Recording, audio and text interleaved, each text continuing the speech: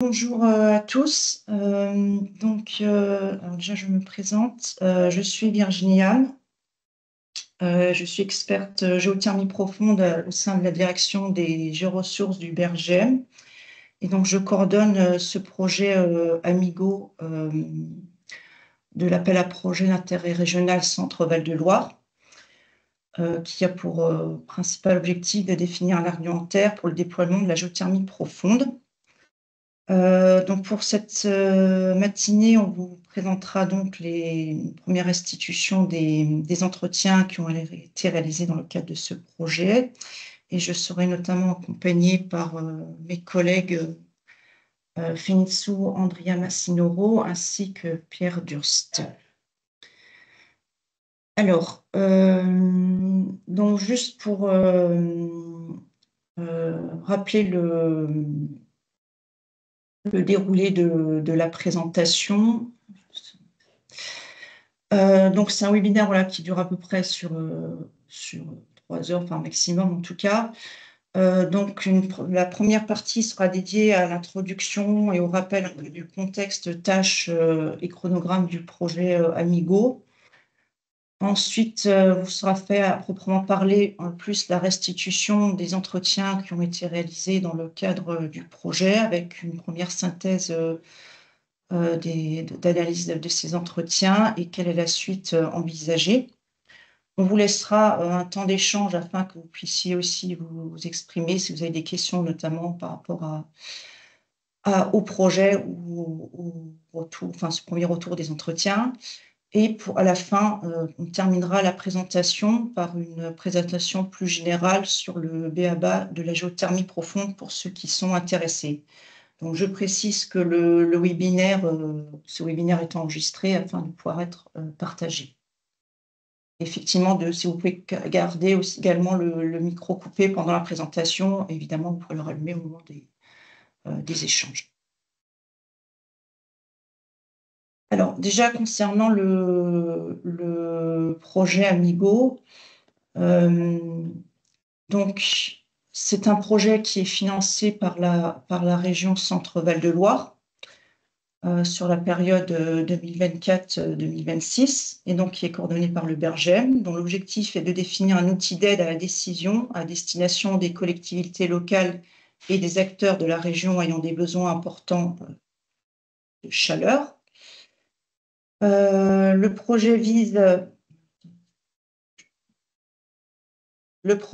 à comprendre la position des acteurs et leur perception vis-à-vis de la géothermie profonde,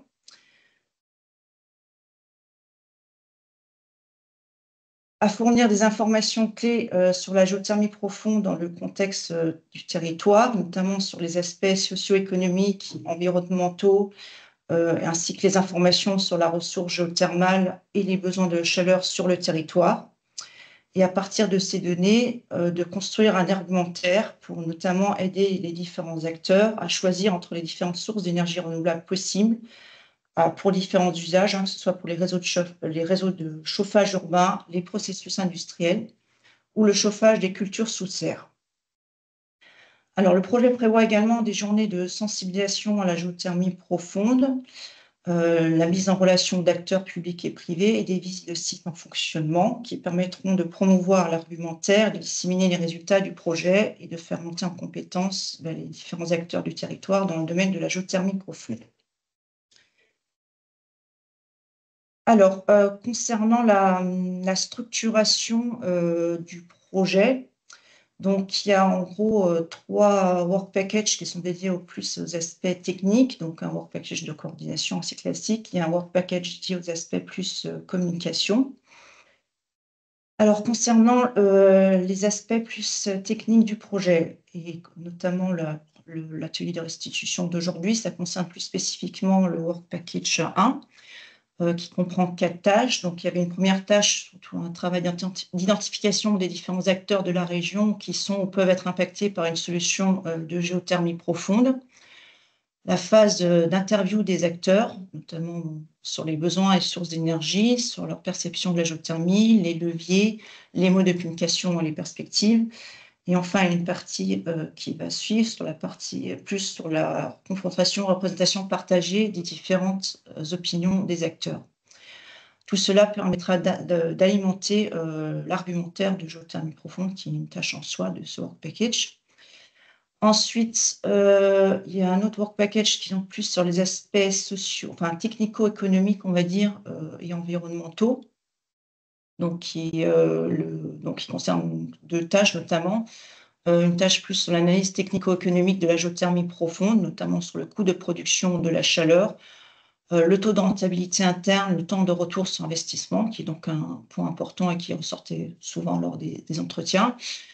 Et aussi sur les aspects des impacts et bénéfices socio-économiques et environnementaux de la géothermie, en comparaison notamment d'autres ENR, on pense notamment à la biomasse qui est très développée dans la région, avec une analyse coût-bénéfice.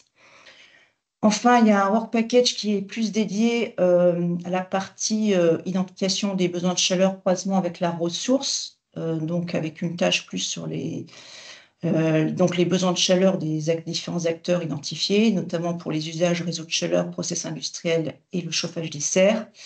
Et enfin, une partie plus sur le croisement des besoins avec la ressource géothermale profonde, sachant que la caractérisation de la ressource géothermale à l'échelle de la région est réalisée dans le cadre d'un projet qui est financé par la Direction générale de l'énergie et du climat et coordonné également par le BERGEM sur un inventaire géothermal national, donc qui se déroule parallèlement à ce projet. Enfin, le Work Package 4, qui est donc plus sur les aspects communication, notamment avec des journées de sensibilisation avec de la géothermie, des événements plus à destination du grand public et la destination des résultats du projet. Alors, ce projet, il est en partenariat avec différents partenaires. Donc, il y a déjà le LEO, qui est le laboratoire d'économie d'Orléans, qui notamment coordonne le WP2. Il y a l'AFPG, donc l'Association française des professionnels de la géothermie, qui intervient également. Il y a l'AMORCE, donc, qui est l'association qui accompagne donc les collectivités et acteurs locaux pour la transition énergétique notamment, mais pas que. Il y a également Agritech Valais en tant que cluster national sur les technologies numériques pour la filière végétale notamment. Et enfin aussi Chartres Métropole qui nous accompagne. Donc voilà pour la structuration du projet. Bon, je ne vais pas rentrer dans les détails, mais que vous avez ayez une idée un peu du chronogramme du projet. Donc c'est un projet qui a démarré donc en février de cette année et qui va se poursuivre jusqu'au printemps 2026. Donc, bon, là, c'est pour marquer voilà, où on est actuellement. Donc, ce qui a essentiellement démarré, c'est toute la partie entretien des acteurs qui s'est déroulée entre mai et jusqu'à septembre. Ainsi que ce qui a démarré, c'est toute la partie et qui est déjà bien avancée sur les analyses techno-économiques de la géothermie et aussi tout ce qui est identification des besoins de chaleur et en parallèle aussi la caractérisation de la ressource géothermale. Voilà, c'était pour vous donner un peu une idée du chronogramme et de l'avancement du projet actuellement. Donc, dans la suite, je vais laisser la main à Fenitsu, donc Andrea Massinoro, qui pourra se présenter et qui est notamment intervenu que vous avez pu le rencontrer pour les entretiens qui ont été réalisés. Donc, Fenitsu, je peux te laisser la main directement si tu veux, si tu préfères. OK, merci. Je vais arrêter du coup pour le moment le partage. Et je te laisse prendre la main si c'est bon pour toi. Alors, donc, du coup, je lance mon PPT et je partage l'écran.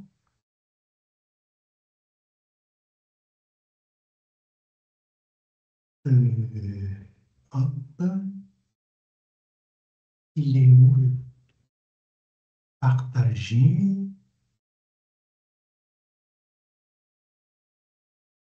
Est-ce que vous voyez mon PPT? Oui, c'est bon. OK. Oui, donc bonjour, je m'appelle Félix André Massinoro. De formation, je suis socio-économiste, une formation que j'ai complétée avec de la sociologie. Et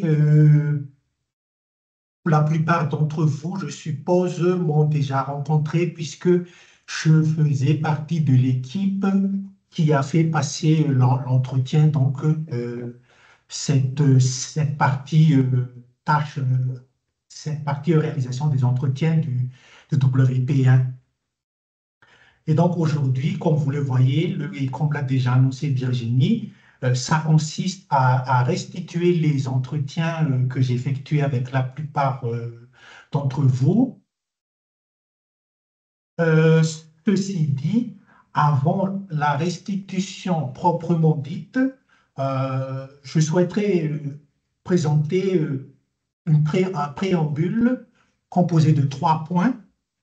Tout d'abord, un rappel du processus de travail que nous souhaitons effectuer avec les acteurs. Donc, ça va un peu plus en détail euh, pour compléter ce qu'a déjà annoncé Virginie tout à l'heure. Pardon. Et puis, le deuxième point, c'est une méthodologie, la méthodologie que nous avons suivie pour synthétiser, pour analyser les entretiens jusqu'à présent, qu'effectivement, présenter les résultats, c'est bien, mais peut-être que présenter aussi brièvement la méthodologie pour obtenir ces résultats, c'est encore mieux. Et puis, dernier point, l'introduction à cet aspect analyse multi-acteurs, multicritères, c'est juste une introduction parce que les détails, c'est dans la deuxième partie que nous allons aborder précisément. Donc, d'abord, le premier point, le processus de travail que nous envisageons avec les acteurs dans ce WP1. Alors, tout d'abord, c'est quoi la finalité de ce processus? Et je précise uniquement dans WP1, c'est effectivement comprendre le positionnement actuel de chaque acteur sur le niveau de leur motivation par rapport à l'adoption ou non de la géothermie profonde en région Centre-Val de Loire. Et quand on dit niveau de motivation, ça peut, de manière un peu caricaturale, mais ça peut évoluer après. Niveau de motivation, c'est est-ce qu'un acteur est motivé pour cette adoption de la géothermie profonde, ou plutôt motivé, ou plutôt pas motivé, ou alors pas motivé du tout. Alors, je précise, on parle bien ici de positionnement, pas de décision. On n'en est pas encore là. Et la deuxième chose, c'est que on est dans le actuel. Ça veut dire que c'est juste à l'instant T. Ça peut évoluer demain, etc. Et donc, par rapport à ces positionnements-là, il y a bien sûr ce qu'on appelle les critères de motivation, donc, qui ont amené à ces positionnements-là. Donc, les critères de motivation, nous, dans l'équipe Amigo, on les a groupés dans 5 grandes catégories que justement vous allez retrouver au moment de la restitution des entretiens. Et c'est à partir de ça qu'on a élaboré l'équipe d'entretien. Premièrement, il y a les besoins en chaleur et les sources d'énergie. Deuxièmement, les atouts et les freins de la géothermie profonde. Troisièmement, les leviers pour la géothermie profonde. Quatrièmement, le mode de communication pour mieux présenter les avantages de la géothermie profonde. Et cinquièmement, les perspectives d'avenir de la géothermie profonde. Donc, voilà en gros la topologie. Et donc, en détail, le processus, c'est quoi exactement? Donc là, à titre, on va dire, pour illustrer l'explication de ce processus, on va présenter deux acteurs. À gauche, acteur 1, à droite, acteur 2, et au milieu, il y a le projet Amigo. Donc, l'étape 1 du processus, c'est donc chaque acteur va dire actuellement, on est en train de réaliser l'entretien avec moi. Et tout ça, donc j'exprime mon discours actuel par rapport à la géothermie profonde. Ensuite, l'étape 2, l'équipe Amigo va synthétiser les différents entretiens. Ensuite, une fois cette synthèse bien avancée, on restitue l'entretien, c'est ce qu'on fait aujourd'hui. Ça, c'est l'étape 3. L'étape 4, c'est vous, les acteurs, vous allez répondre à cette restitution. Alors, cette étape 4, on va déjà commencer une partie aujourd'hui, puisque vous allez poser des questions tout à l'heure, etc. Vous allez aussi réagir. Mais l'étape 4, ça contient aussi ce côté analyse multi-acteurs, multi-critères qu'on ne va pas faire aujourd'hui, mais qu'on va juste annoncer et on va y revenir juste après. Et à partir de vos réponses, eh bien, cette restitution de l'entretien, ça va vous apporter au moins 3 informations. Premièrement, nous vous présentons ce que nous avons compris de votre entretien. Deuxièmement, vous allez pouvoir réagir à la synthèse que nous aurions faite de votre entretien respectif. Ah ben, nous, on n'est pas totalement d'accord sur cet aspect, etc. Et troisièmement, cette synthèse d'aujourd'hui va aussi vous apporter, on l'espère en tout cas, des éléments d'information de ce qu'ont dit les autres acteurs, puisqu'un entretien, c'est individuel. Là, dans la réunion d'aujourd'hui, on est plutôt dans le collectif. Et donc, du coup, cette restitution va mettre à jour tous ces aspects-là. On va corriger ce qui a été dit dans l'entretien, corriger la synthèse présentée. Et puis aussi, on peut poser la question qu'une fois que vous avez pris connaissance respectivement de cette synthèse, de ce qu'ont dit les autres acteurs, etc., est-ce que ce partage de la synthèse à tous les acteurs a fait évoluer votre discours respectif actuel par rapport à la géothermie profonde? Quand je dis évoluer, ce n'est pas forcément jusqu'à évoluer le positionnement, mais déjà au niveau des discours. Et puis après, toutes ces informations-là, issues de la mise à jour de la synthèse, va être réinjectée dans les autres tâches de Amigo jusqu'à l'argumentaire que Virginie vous a déjà présenté tout à l'heure. Et donc, aujourd'hui, nous sommes dans ce point 3 et un peu dans le point 4 aussi, puisque vous allez, je suppose, réagir à cette restitution des entretiens. Donc, voilà pour le processus. Un aperçu maintenant de la méthodologie que nous avons utilisée pour synthétiser, analyser les entretiens. Donc, pour expliquer cette méthodologie, on va entrer dans une sorte de format pédagogique. Et on va d'abord se focaliser sur un thème. Tout à l'heure, nous avons dit qu'il y avait 5 thèmes. On va juste considérer qu'il y a un thème pour commencer simple. Et donc, par rapport à un thème, par exemple, quels sont les atouts de la géothermie profonde? Donc, vous, les acteurs, vous vous êtes exprimés chacun à votre niveau. Par exemple, voilà le discours de l'acteur 1. Donc, les réponses ici, on va les associer à des codes couleurs pour être simple. Donc, par exemple, l'acteur 1 a dit les atouts de la géothermie profonde, ça peut être le point blanc. On va dire que le point blanc, c'est le rendement de la géothermie. Et puis aussi le point jaune. Le point jaune, ça peut être, par exemple, impact environnemental faible. Donc ça, c'est le discours de l'acteur 1. Et bien l'acteur 2 fait pareil à son niveau, différentes réponses, acteur 3, etc., etc. Donc ça, c'est la première étape de la méthodologie. Et c'est sur un thème, et on fait pareil pour les 5 thèmes. Chaque acteur exprime aussi, avec évidemment des réponses différentes. Une fois qu'on a fait ça, donc l'entretien en entier, en fait, déjà, les réponses, c'est ce qu'on appelle aussi des facteurs. Les facteurs, ce qu'on a vu dans le slide précédent, c'était voilà, les facteurs, c'est aussi en fait les critères de motivation, les facteurs de motivation. Et puis, une fois tout ça fait, on procède, nos équipes amicaux, à la catégorisation des acteurs.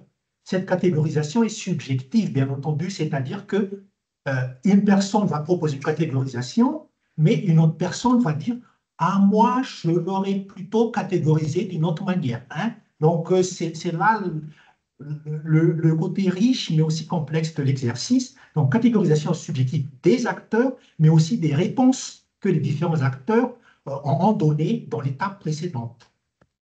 Et une fois ça fait, ça aboutit à 2 histogrammes, enfin, en tout cas, on les présente pour simplifier sous forme d'histogramme. D'un côté, il y a la réponse par catégorie d'acteurs, et de l'autre côté, c'est l'inverse du précédent, c'est les acteurs par catégorie de réponse. Alors, si on revient un peu dans la catégorisation subjective, donc là, si vous voulez, c'est qu'on regroupe la réponse des différents acteurs. Et donc là, c'est soit on reprend les réponses telles quelles, donc c'est une catégorie à part entière, là, on ne peut rien faire, ou alors on essaie de combiner des réponses sensiblement égales. Après, il faut bien faire attention aux nuances, mais déjà, si on peut catégoriser certains, parce que si on a aussi 50, 60 catégories, ça va être un peu compliqué. Ou alors, il faut reséparer certaines réponses. J'y reviendrai juste après par rapport à cet aspect catégorisation. Et ensuite, après cette catégorisation, il y a cet aspect de présentation des résultats, mais sous forme ordonnée. Donc là, par exemple, vous voyez bien que la réponse en jaune, en haut du slide, dans la réponse en haut du slide, le jaune revient 4 fois. Et donc, dans la réponse en bas, du coup, c'est a priori la tendance majeure, c'est le jaune. Hein. Peut-être la tendance majeure, pour adopter comme atout de la géothermie profonde, peut-être son impact environnemental faible. Voilà. Donc là, on prend les réponses et on les ordonne en ordre décroissant. Par contre, c'est juste pour faire cet ordre-là, mais il ne faut pas trop s'attacher aux chiffres. Oui, c'est 4, oui, c'est 2, mais l'idée, c'est plutôt de regarder les grandes tendances. Donc, un focus rapide sur cet aspect catégorisation subjective des réponses. Donc, il y a une personne, hein, peut-être une personne équipe Amigo, un des acteurs, il va proposer une catégorisation selon ce qui vient des entretiens, et peut-être une autre personne va dire, bon, OK, cette catégorisation que vous avez proposée, il y a certains sur lesquels il y a certaines catégories sur lesquelles je suis d'accord, donc moi, je ne vais rien faire du tout. Par contre, sur certaines catégories, moi, je combinerai plutôt certaines, quoi. Par exemple, ne faudrait-il pas combiner la catégorie pédagogie à la géothermie, donc on va dire que c'est le bouton noir, à la catégorie sensibilisation, qui est le bouton gris, hein, pour former une seule catégorie qui s'appellerait, par exemple, apprentissage de la géothermie. Et inversement, faut-il garder la catégorie source d'énergie telle qu'elle, par exemple représentée par le bouton violet, ou alors est-ce qu'il faut distinguer les sources d'énergie qui alimentent les bâtiments qui appartiennent aux acteurs, donc le bouton bleu, et distinguer des bâtiments que ces acteurs-là financent, donc le bouton rouge. Donc on voit bien que selon les acteurs, on jongle un peu entre combiner des catégories de réponses et séparer des catégories de réponses parce qu'il y a ce débat entre soit c'est trop flou, soit c'est trop détaillé. Ce qui veut dire que du coup, une catégorisation des réponses des acteurs, c'est une réflexion en continu. Donc, ce qu'on va vous présenter aujourd'hui dans cette restitution, ce ne sera probablement pas la version définitive parce que nous, équipe Amigo, on continue à réfléchir là-dessus et sans doute, vous, les acteurs, vous aurez aussi des commentaires à « il vaut mieux combiner tel aspect » ou « il vaut mieux séparer tel aspect ». Donc voilà pour la méthodologie. Et enfin, avant de passer à la restitution proprement dite, c'est une introduction à cet aspect évaluation multi-acteurs, multi-critères. Donc ça veut dire que là, on a donné l'exemple d'un thème qui a donné certaines catégories. On le fait sur plusieurs thèmes. Et là, on a la liste de toutes les catégories et cette liste de toutes les catégories de réponses. Et cette liste-là, on va les redistribuer à tous les acteurs de cette même liste-là. Et donc, ce qui va donner le schéma suivant. Donc, ce que vous voyez à gauche, en fait, c'est les différents critères de motivation, sauf que, bon, il y a eu les motivations, les critères, donc les réponses exprimées durant l'entretien, mais pas que. Il y a aussi les critères exprimés par les autres acteurs. Hein. Un entretien, c'est individuel, vous avez exprimé des critères, mais dans cette synthèse, vous avez aussi pris connaissance des critères exprimés par les autres acteurs. Donc voilà, donc du coup, la liste s'enrichit, la liste individuelle s'enrichit de ce qu'ont fait les autres acteurs. Et donc là, si on prend l'exemple d'un acteur 1, ben, qu'est-ce que ça va apporter cet aspect évaluation multi-acteurs, multi-critères? mais ça va améliorer la liste et l'essence des critères issus de synthèse. Donc, un acteur va dire, OK, vu votre synthèse, je valide ce que moi j'ai dit à mon entretien, c'est que oui, vous avez bien compris que c'est ce que moi j'ai dit dans mon entretien, donc il n'y a pas de souci. Ou alors, il va dire, ce que vous me présentez là, c'est pas tout à fait ce que j'ai dit. Je souhaite juste apporter quelques précisions par rapport à ce que vous présentez là, quelques précisions sur ce que moi j'ai dit à l'entretien. Et puis, ça inclut aussi cet aspect évaluation multi-acteur, multicritère. Je valide la catégorisation que vous avez présentée ce matin dans ce PowerPoint. Ou alors, vous dites, la catégorisation que vous avez présentée là, j'ai quand même des remarques parce que, voilà, c'est ce qu'on a dit tout à l'heure, certains critères sont peut-être à séparer, etc. Sachant que deux acteurs ne vont pas dire la même chose. C'est subjectif, donc c'est sujet à débat. Et puis, il y a aussi d'autres aspects, c'est que vous, les acteurs, vous aurez pris connaissance de ce qu'ont dit les autres, donc au-delà de votre entretien individuel. Donc, peut-être qu'un acteur va dire, ah, un atout de la géothermie, je vois qu'un autre acteur a dit, un atout de la géothermie, c'est son usage versatile. Effectivement, durant l'entretien que moi j'ai fait, je n'ai pas exprimé cet atout-là. Mais parce que soit qu'on n'a pas eu le temps de l'exprimer, ou alors que je voulais plutôt me focaliser sur autre chose. Mais effectivement, le fait que l'autre acteur l'ait dit, ça me fait penser que moi aussi, je confirme que la versatilité de la géothermie, c'est un atout de la géothermie, même si je ne l'ai pas dit durant l'entretien. Donc, effectivement, j'intègre aussi ce qu'ont dit les autres, ou inversement, ah non, je ne suis pas d'accord avec ça. Et donc ensuite, dans cette analyse multi-acteur, multi-critère, ça va se faire via des questionnaires, mais pour l'instant, je ne voulais pas aller dans les détails. Hein. Moi, acteur 1, je donne mon position actuelle. Du coup, une fois que tous les critères des autres acteurs, j'en ai pris connaissance, eh bien, plus ce que moi j'ai déjà en tête, je donne mon position actuelle. Hein. Est-ce que je suis motivé ou plutôt motivé ou pas motivé? On suppose ici que la réponse est plutôt motivée. À partir de là, vous voyez les différents facteurs qui sont là.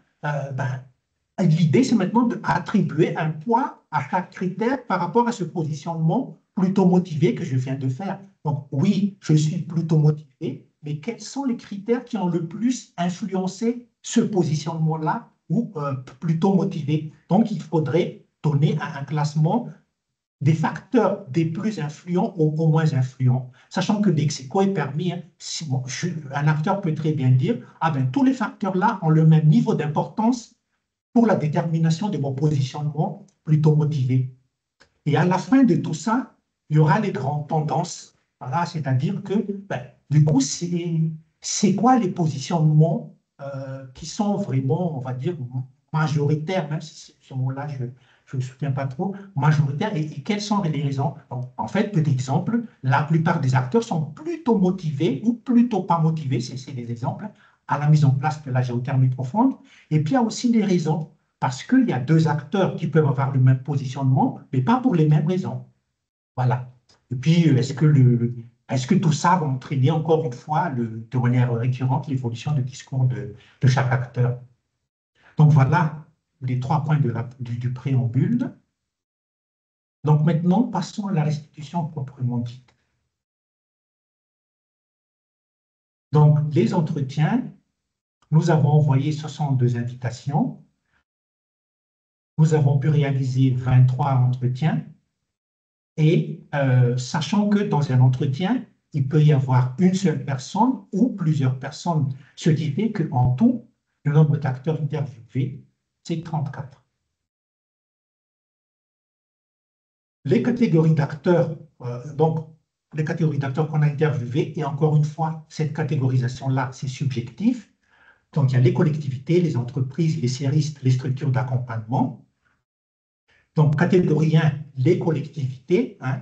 Donc, alors, je ne vais pas toutes les lire, je vous laisse quelques secondes pour lire ce qui est présenté là.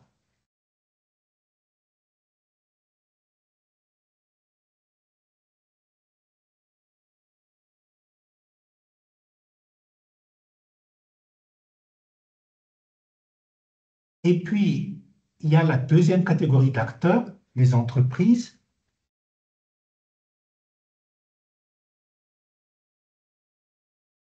Troisième catégorie d'acteurs, les séristes. STV, c'est Serre de Val. Quatrième catégorie d'acteurs, les structures d'accompagnement.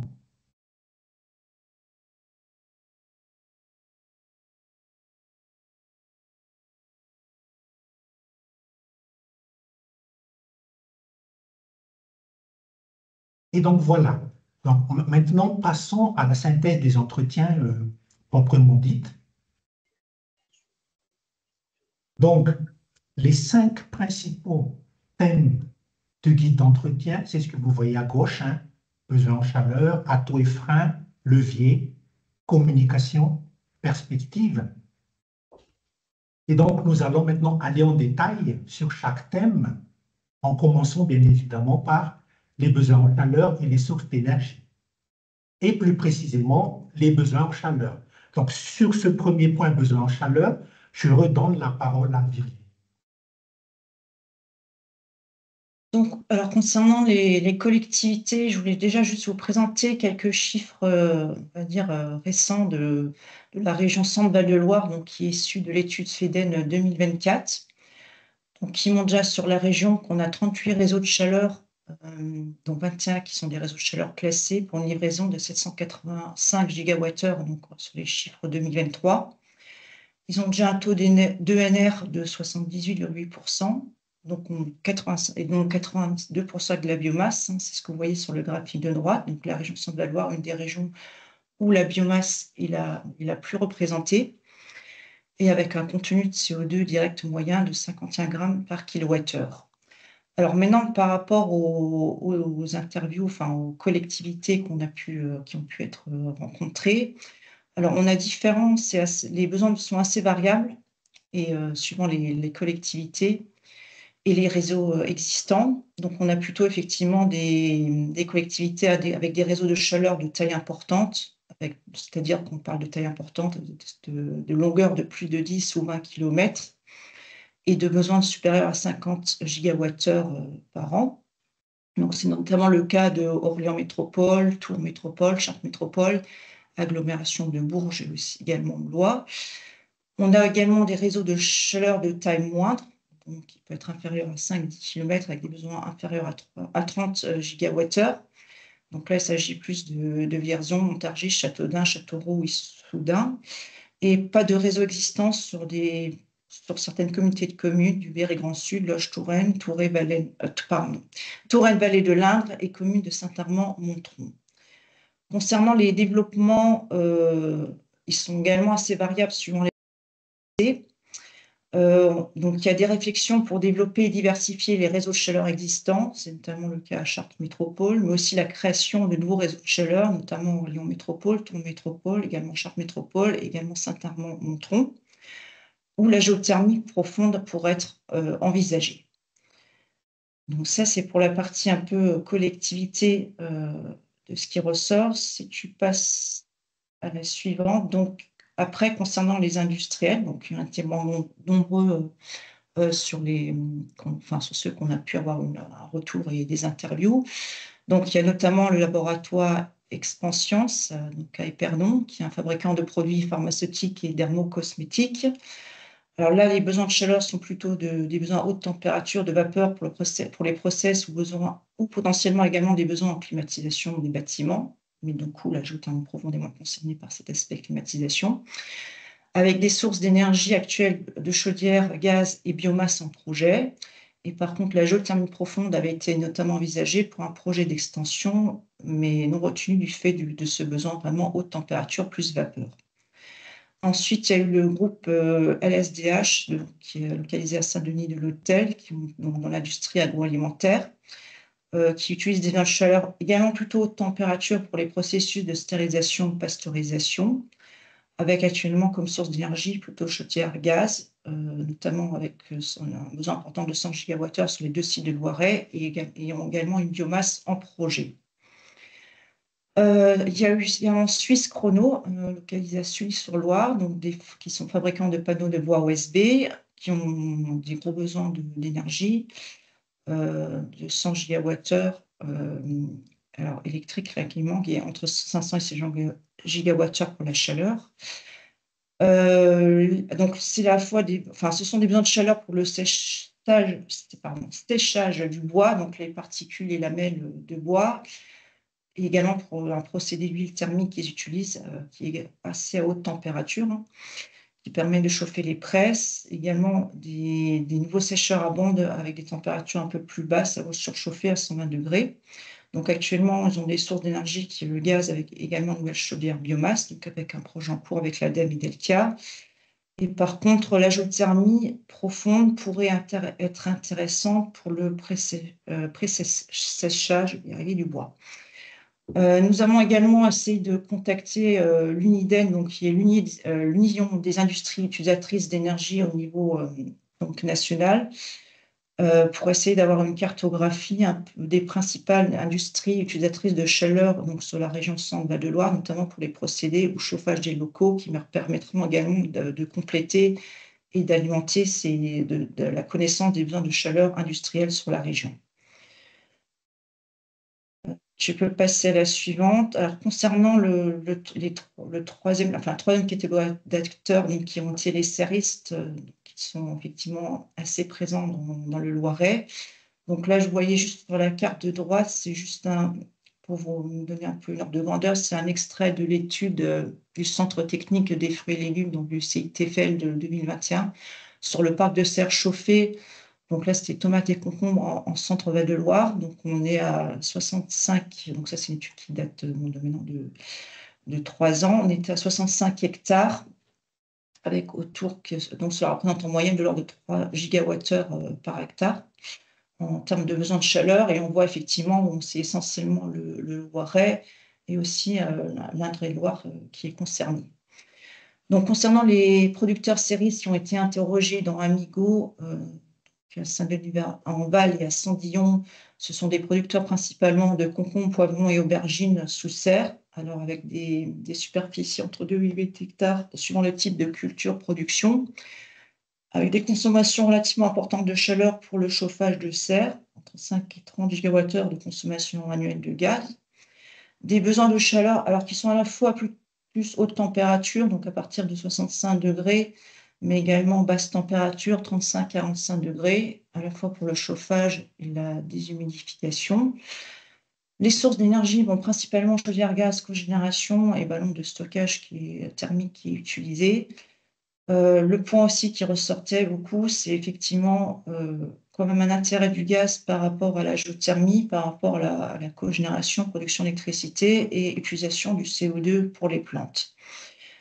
Donc également actuellement une cartographie également en cours plus fine des serres donc dans la région Centre-Val de Loire pour essayer de mieux connaître la superficie des serres et leur densité, répartition et la localisation et besoin de chaleur. Donc ça c'est également en cours en lien avec AgriTech Valais qu'on peut récupérer aussi fruits et légumes de France. Donc voilà un peu pour les besoins pour les 3 catégories de chaleur. C'est la main pour la suite. Donc, ça, c'était les besoins en chaleur. Maintenant, c'est les sources d'énergie.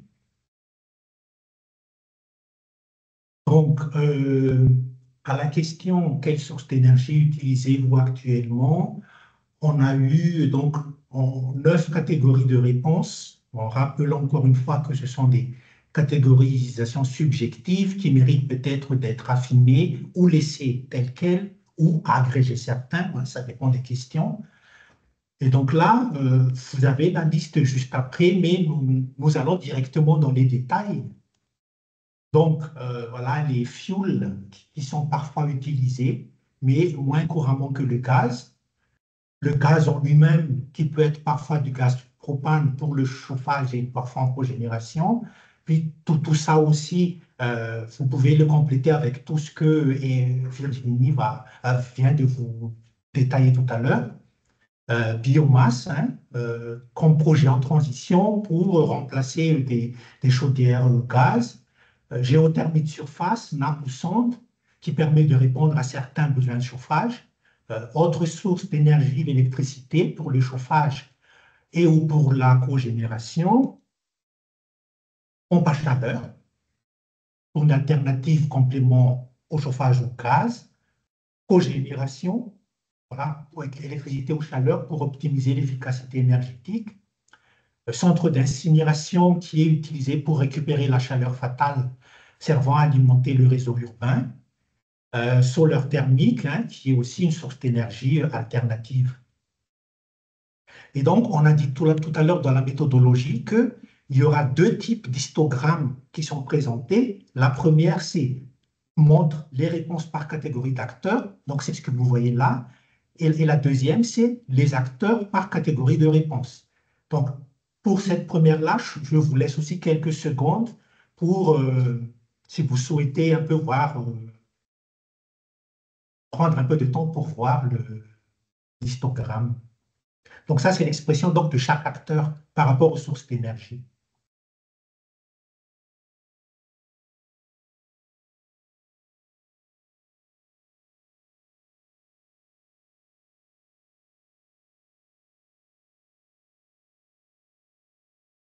Et puis, il y a l'autre qui est l'inverse du précédent. C'est voilà, la fréquence des acteurs pour chaque catégorie de réponse dans l'ordre décroissant, sachant donc qu'il y a eu 23 entretiens.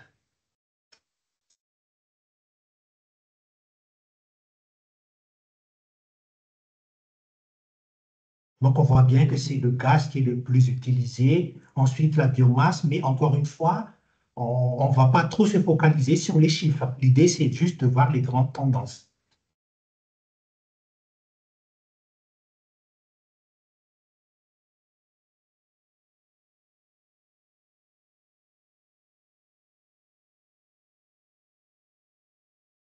Donc, ça, c'est le thème source d'énergie, besoin en chaleur et source d'énergie, pardon. Passons maintenant au thème perception de la géothermie profonde, atouts et freins. Donc, commençons par les atouts. Donc, il y a eu 11 catégories subjectives de réponses. On va directement aller dans les détails, mais là, c'est juste la liste. Alors, les différents atouts de la géothermie profonde, bon, rendement élevé, hein, après installation, la géothermie ensuite consomme très peu d'énergie. Coût de la maintenance faible, mais donc voilà, après installation aussi, les dépenses opérationnelles sont limitées. Impact environnemental faible, hein, contre une combustion fossile, la géothermie ne produit pas de CO2 par exemple. Voilà, les ressources sont moins soumises ensuite aux aléas, fluctuations des prix et des contraintes géopolitiques. Usage versatile, ça peut être chaud et froid à la fois et s'intègre facilement dans les réseaux de chaleur. Autonomie locale, c'est une ressource locale, donc ça peut renforcer voilà, cet aspect économie locale et améliore la résilience des territoires. C'est une technologie innovante, donc voilà, il y a un potentiel de développement futur, et donc voilà, ça contribue à son attrait et ça contribue aussi à l'attractivité du territoire correspondant. C'est une ressource encore un peu sous-exploitée à ce jour. Et puis, grâce à son impact visuel faible, hein, ça se situe dans le sous-sol, et son absence de pollution, etc., ce qui rejoint un peu ce qu'on a dit juste avant, ben, sa probabilité d'adoption a priori, et je précise bien a priori par le public, est à ce stade élevée, en attendant plus de précision, bien évidemment. Et puis, utilisation simple, hein, ben, une fois que c'est installé, ben, c'est comparé à d'autres énergies, ben, c'est plutôt simple d'utilisation. Donc, du coup, peut-être il y aura des périodes de maintenance, etc. Mais sinon, voilà, elle est simple d'utilisation. Et puis, sans opinion, donc, il y a des acteurs qui ont souhaité ne pas s'exprimer sur les atouts de la géothermie. Donc, comme tout à l'heure, il y aura deux histogrammes. Donc, je vous laisse quelques secondes pour voir le premier. Réponse par catégorie d'acteurs.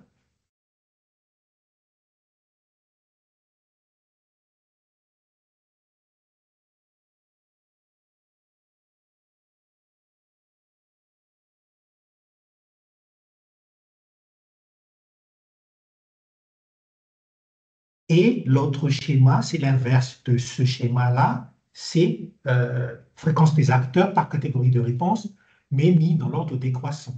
Donc on voit bien, par exemple, que c'est la réponse la plus récurrente, c'est l'impact environnemental faible, etc.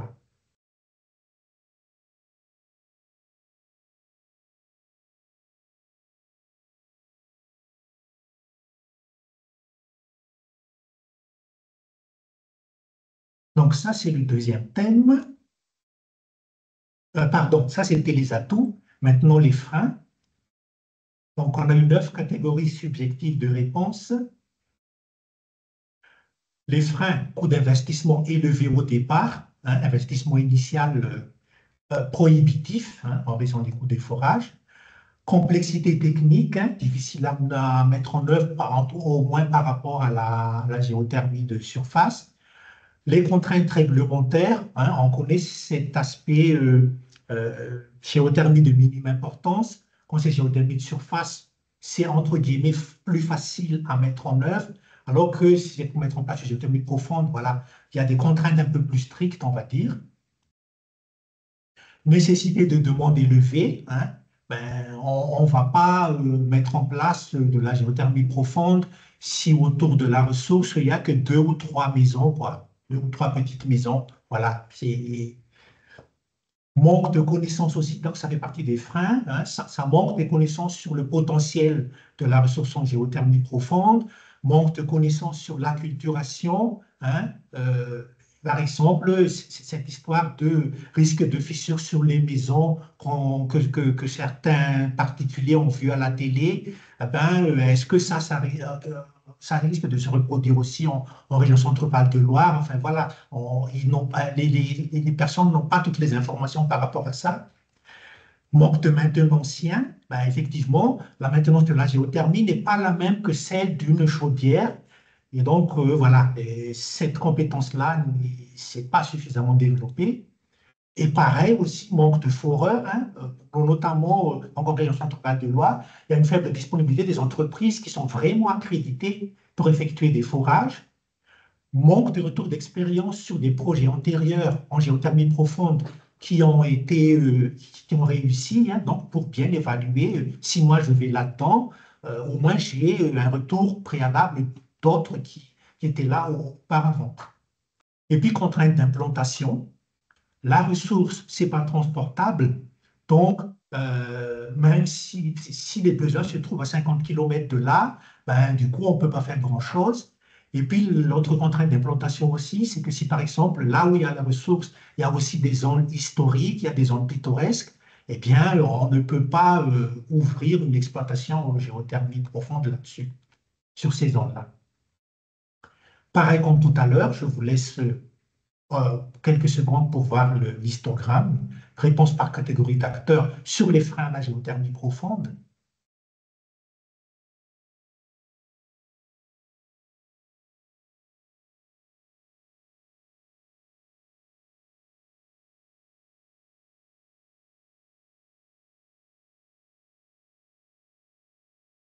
Et puis, à l'inverse, fréquence des acteurs par catégorie de réponse.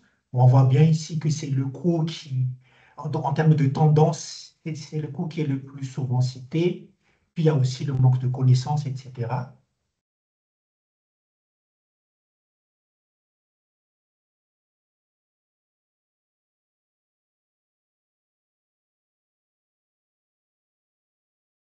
Donc voilà pour la perception de la géothermie profonde. Ensuite, les troisième thème, c'est les leviers incitation à la géothermie profonde. Donc, selon vous, quel type de soutien pour accélérer la géothermie profonde? Il y a 14 catégories de réponses, que vous voyez là. On va aller dans les détails tout de suite. Bon, effectivement, un levier, c'est un soutien financier, des subventions, diversifier les sources de financement, hein, partenariat public-privé, ça peut aussi renforcer les capacités des financements. Le levier, c'est connaître le potentiel, hein, les cartographies des ressources géothermales, hein, et donc optimiser les ressources et réduire les risques, bien évidemment. Accompagnement technico-économique, hein, il faut accompagner jusqu'au bout le porteur du projet. et dès le départ même, hein, il y a la cartographie, il y a donc la cartographie du potentiel, et donc dans l'étude même de ce potentiel, hein, ce serait bien l'accompagnement, pédagogie et sensibilisation, hein, et organiser des séminaires, des conférences pour être informé sur la géothermie profonde. Ce qu'on va faire ce matin, après cette restitution de l'entretien, ça fait partie de ces aspects, transférer des informations, programme de formation aussi. Alors, effectivement, il y a beaucoup de facultés, de centres de recherche, à la fois en France, mais aussi dans d'autres pays européens. Donc, il y avait une expression d'acteurs dessus sur une collaboration, un partage de connaissances avec ces autres pays européens, hein, aux Pays-Bas, en Suisse, etc. Bien sûr, simplification administrative, on en a parlé tout à l'heure de la géothermie de minime importance, quand c'est géothermie de surface. Donc, qu'est-ce qu'on pourrait faire pour la géothermie profonde? Ensuite, aussi organiser des visites. Voilà, tous les discours se rejoignent finalement, même si ça part de thèmes différents. C'est le côté organiser des visites d'installation qui montrent des réussites. Collaboration entre les collectivités, les entreprises, les experts. Donc, c'est vraiment une collaboration entre acteurs multiples. Garantie de financement, hein, la mise en place d'un système, voilà. Si jamais ça ne marche pas, vu que je ne connais pas trop ce type d'exploitation-là, si jamais ça ne marche pas alors que j'investis là-dessus, comment je peux couvrir mes risques quoi, en cas d'échec de ma démarche? Donc, retour sur investissement, voilà, voilà, je peux montrer que c'est, enfin, je sais pas que je peux montrer, c'est que je peux voir que cet aspect géothermie profonde donne un bon retour d'investissement. Là, oui, ça peut être une incitation pour moi d'y aller. Évidemment, l'implication des collectivités est cruciale. Voilà, la phase de planification, mise en œuvre des projets, facilitation entre acteurs. Innovation amont aussi, voilà, ça fait partie des discours prononcés, hein, simuler informatiquement les processus géothermiques, donc voilà, avec des techniques un peu innovantes, adopter aussi de nouvelles méthodes d'exploration géologique, voilà. Et puis, s'affranchir du gaz aussi, hein, et effectivement, si moi, je suis convaincu que ça va me permettre de m'affranchir du gaz, voilà, pour des raisons géopolitiques, etc. Ça peut m'aider pour m'inciter à la géothermie profonde. Ben, en attendant, pour l'instant, le gaz offre une certaine stabilité. Et puis cet aspect, aucun levier sinon propice, hein, ça revient à ce qu'on a dit un peu avant, c'est qu'il ne sert à rien de m'inciter à faire de la géothermie profonde si de toute façon en face, il n'y a que 2 ou 3 petites maisons, quoi. Donc, comme tout à l'heure, je vous laisse quelques secondes pour les histogrammes, pour l'aspect levier incitation cette fois-ci.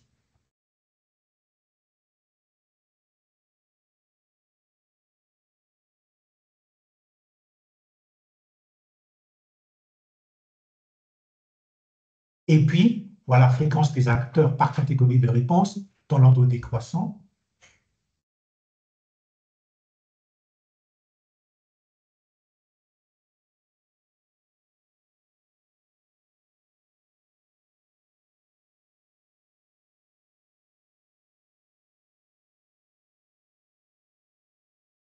Donc voilà pour ce thème, levier incitation. Ensuite, les modes de communication pour mieux favoriser la géothermie profonde. Comment mieux communiquer dans la géothermie profonde, cette catégorie de réponse. On va tout de suite aller dans les détails. Bon, voilà, sensibilisation, pas seulement les opérateurs, mais dès le départ aussi le public, les étudiants, etc., etc. Et puis, bien entendu, hein, il faut aussi accompagner, ça rejoint un peu le discours d'avant, les porteurs du projet, voilà, planification, accompagnement, comprendre la complexité, visite de projet réussi, c'est un discours récurrent. Et puis, mobilisation de différents canaux de communication, les réseaux sociaux, les sites web, les médias télévisuels, pour vraiment toucher un public large. Les relais d'information également, hein. Voilà, il y a des réseaux qui sont déjà en place aussi, les associations d'entreprises, les associations des mairies, etc. Donc, il faut profiter aussi de ces moyens de communication. Bien sûr, guide et manuel à destination des élus, des techniciens, sachant que chaque guide doit être adapté à sa cible. Et donc, quelque part, un guide sur mesure selon chaque lecteur qui vont lire ces guides. Donc, voilà, pour les élus et les techniciens, ce n'est pas forcément les mêmes guides, par exemple. Et puis, modes divers, hein, faire une enquête par questionnaire, conférence, etc., pour communiquer sur la géothermie profonde. Et puis, faire une formation sur les aspects maintenance, hein. On a dit dans quelques slides auparavant que les compétences en maintenance ne sont pas, en maintenance de la géothermie, pardon, ne sont pas exactement les mêmes que les maintenances d'autres chaudières, par exemple. Et donc là, effectivement, il faut faire des formations sur cet aspect maintenance de la géothermie et puis être aussi au courant des dernières avancées technologiques. Pareil, je vous laisse quelques secondes. Là, c'est réponse par catégorie d'acteurs sur les aspects communication.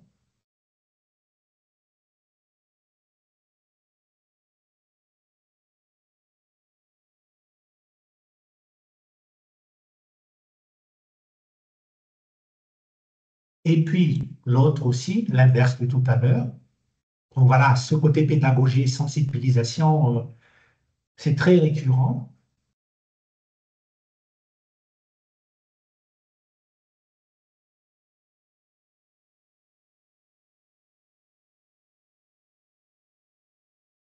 Et le dernier thème, c'est perspective d'avenir à la géothermie profonde. Donc, 8 catégories de réponses, hein. Quelles actions futures pour s'investir dans la géothermie profonde? Connaissance du potentiel, bien évidemment, hein. On parle bien d'avenir. Si on ne connaît pas le potentiel pour aborder cet avenir-là, bon, ben voilà, c'est évident. On revient aussi de nouveau cet aspect sensibilisation-là, ça revient dans les discours. Pareil, visite de projet réussi pour, voilà, pour mieux se projeter dans l'avenir, bien comprendre ce qui se passe dans le présent et dans le passé en termes de projet réussi. Garantie d'accompagnement, bien sûr, on parle quand même de moyen long terme. Si je ne suis pas accompagné, je ne sais pas si je vais y aller. Simplification administrative, solution de mix énergétique, hein, par exemple, dans le cas particulier des serres, la géothermie ne produit pas de CO2. Or, les serres ont besoin aussi de CO2. Donc, forcément, il faut là passer par un mix énergétique. Voilà, pour l'avenir, soutien financier, partenariat. Et bien sûr, nécessité de demande élevée, hein. S'il n'y a pas de demande, il n'est pas nécessaire de faire l'exploitation. Et pareil, je vous laisse quelques secondes.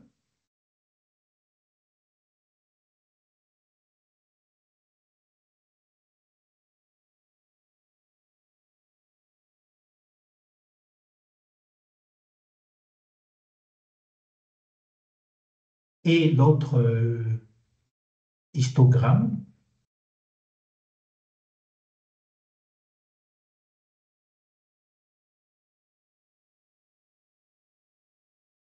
Donc voilà, j'en ai terminé pour cet aspect restitution. Il y a le côté évaluation, mais comme l'a montré Virginie au départ de la présentation, ça c'est dans un deuxième temps.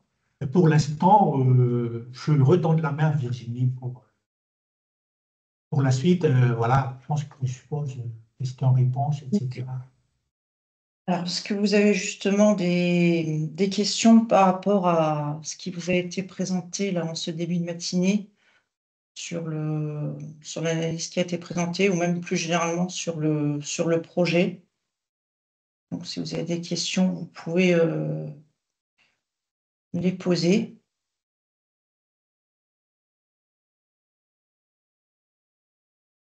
N'hésitez pas. Après, on va enchaîner par une présentation un peu plus spécifique sur ce qu'est la géothermie profonde, parce qu'évidemment, au niveau des entretiens, on s'est rendu compte que suivant les acteurs, effectivement, le niveau de connaissance n'était pas toujours le même et qu'il pouvait y avoir des fois certaines confusions aussi entre un peu la géothermie de surface et la géothermie profonde. Et puis sur d'autres points techniques qui permettront aussi sûrement d'éclairer un certain nombre de choses par rapport aux géothermies, comme on dit au pluriel en fait.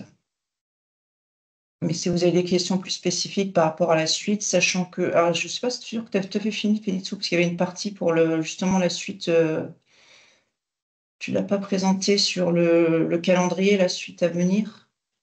Ah oui, ben, le calendrier, c'était plus à la fin de la présentation pour avoir une vue Mais d'ensemble. voilà, Mais tu peux le dire tout peut-être de suite, hein, y a pas de- tu peux du coup, le présenter là? Enfin, le montrer parce que c'était sur ta présentation. Alors, en fait, le calendrier par rapport à tout ce processus qu'on vous a présenté depuis le début, donc il y a à la fois les entretiens, restitution des entretiens, puis votre réponse par rapport aux entretiens à travers cette démarche d'évaluation multi-acteurs, multi-critères.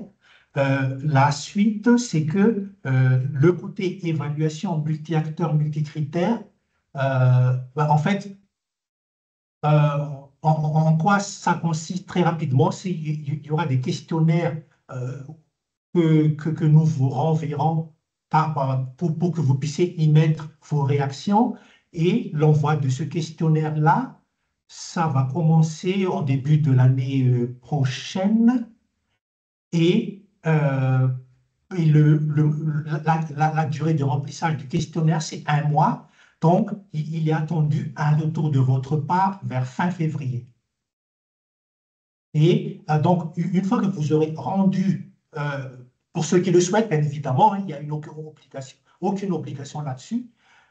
La date limite, c'est fin février. Et une fois que vous aurez rendu le questionnaire, nous, on va les retraiter derrière et on va faire donc cette restitution qui inclut les résultats du questionnaire vers mi-avril 2025. Voilà pour le calendrier sur ce côté processus avec les acteurs dans WP1. Le but, c'est vraiment de préciser effectivement et voire nuancer les différentes réponses qui ont été faites, qui nous permettront justement de voir pour la catégorisation des différents retours, des différents critères, s'il y a des choses qui sont à affiner ou qui ne sont pas forcément ressorties lors de la première analyse des entretiens. C'est un peu l'objectif de cette seconde phase d'évaluation.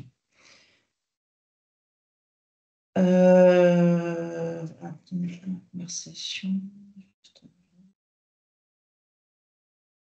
Ok, bon, écoutez, soit s'il y a vraiment, si vous avez aucune question, ou alors après, si vous n'avez pas de questions qui, là, ces présentations vous seront de toute façon transmises, enfin, il y a l'enregistrement et puis elles seront transmises par la suite. Si vous n'avez pas de questions spécifiques pour l'instant sur cette partie-là, on peut, je pense, enchaîner sur la partie présentation plus de la géothermie profonde par Pierre.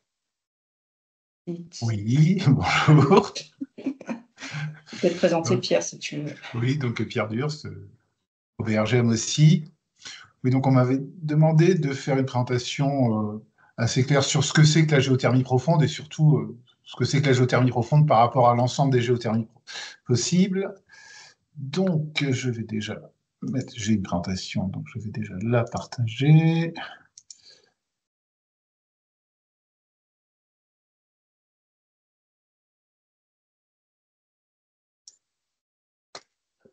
Voilà.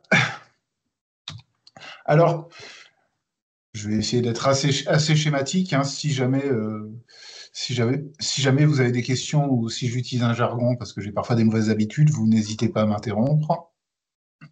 Donc on va quand même voir un tout petit peu, effectivement, quand on parle de géothermie, on peut parler de choses assez variables, puisqu'effectivement, on part de forages à plus de 500 mètres, voire à plusieurs milliers de mètres de profondeur pour produire de la chaleur et de l'électricité en grande quantité, jusqu'à des forages à moins de 200 mètres raccordés à une pompe à chaleur pour chauffer un bâtiment. Et tout ça, c'est de la géothermie, mais effectivement, on est dans des tailles de projets et des utilisations très différentes. Donc la petite partie sciences de la Terre, ça va être la seule, enfin j'ai 3 diapositives là-dessus, rassurez-vous. Juste pour dire qu'effectivement, d'où vient la chaleur au départ? Elle vient du fait que la Terre, depuis sa création, est très chaude. 99% de la masse de la Terre est à plus de 1000 degrés.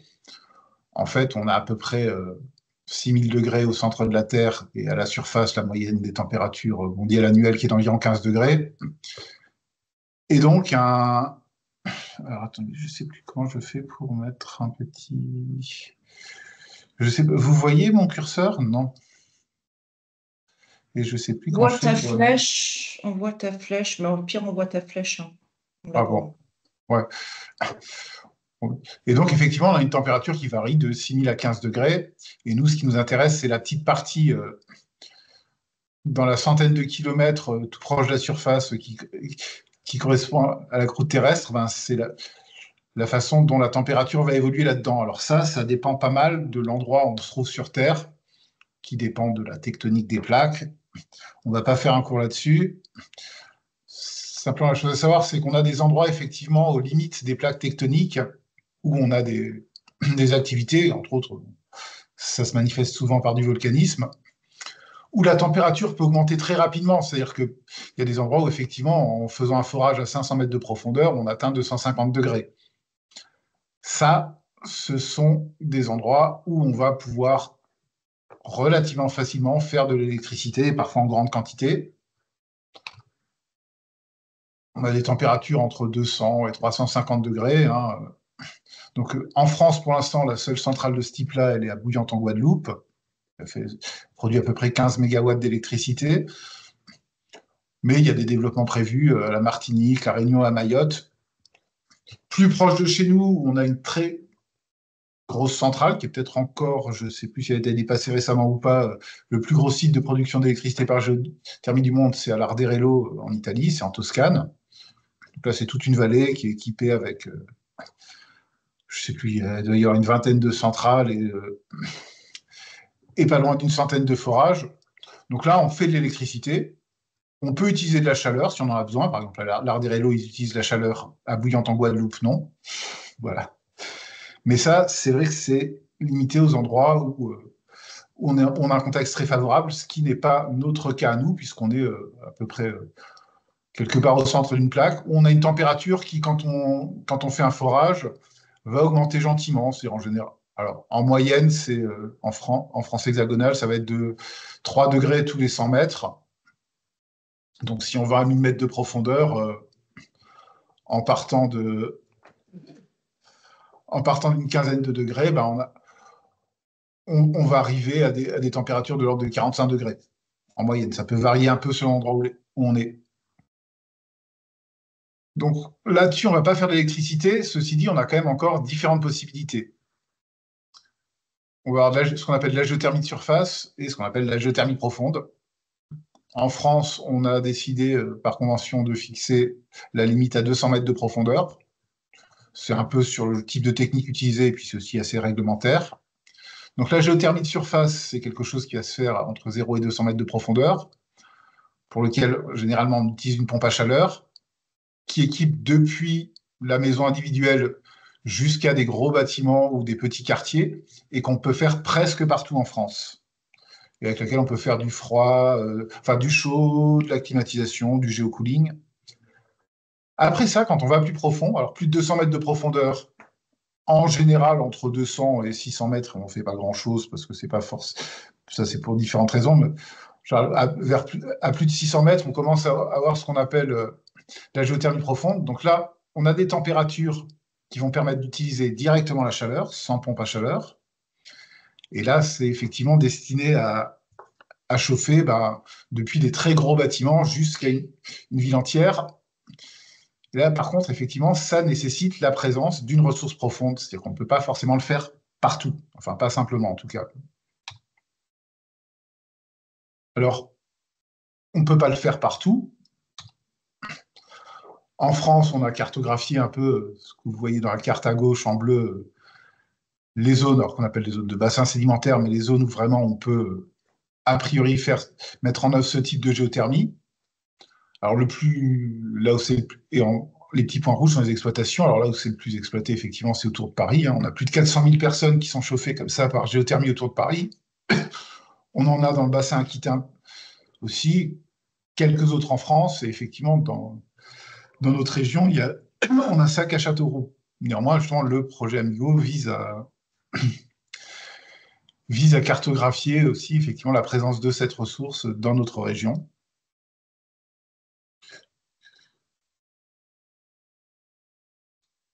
Puisqu'elle est présente, alors là, on est effectivement, quand on veut capter la ressource, alors j'ai mis plus de 500 mètres, le principe, effectivement, c'est qu'il va falloir faire des forages pour aller chercher de l'eau chaude. Et dans notre région, là, sur le projet Amigo, on s'est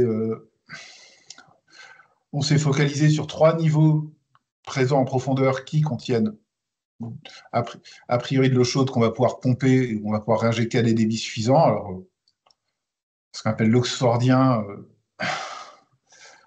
le bâtonien et puis le Trias. Bon, on a cartographié des profondeurs là-dessus et à partir desquelles on va où on a, je ne sais plus où on en est exactement dans le projet, mais essayer d'avoir des températures.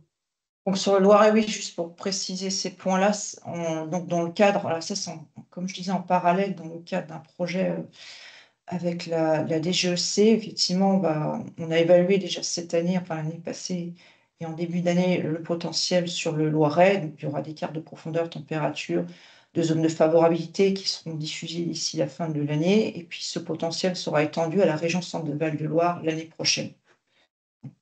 Voilà.